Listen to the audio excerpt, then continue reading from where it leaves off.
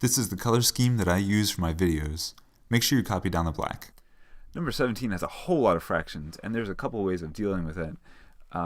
I like clearing the fractions as early as possible for most problems. So I figured out the least common denominator would have to be 36. And so I changed all of these so that they have denominators of 36.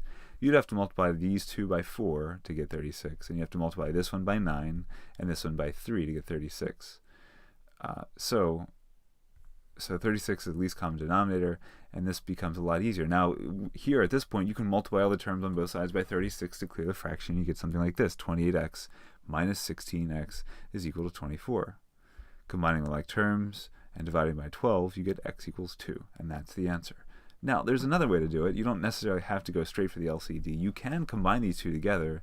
Like, these technically are fractions that have the same common denominator, 9. So you go 7 minus 4 is 3/9.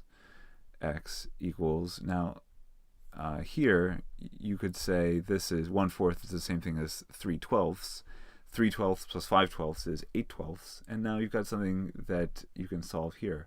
3/9 x is equal to 8/12. You could cancel this to be 1/3, but I ended up just multiplying both sides by 9, and then dividing both sides by 3, so you get 9 times 8 over 12 times 3, which is 72 over 36, and you still get 2, and 2 is the answer, as you can see here. So there's a couple ways of doing it, but you really got to know how to clear the fractions or deal with all the fractions in some way.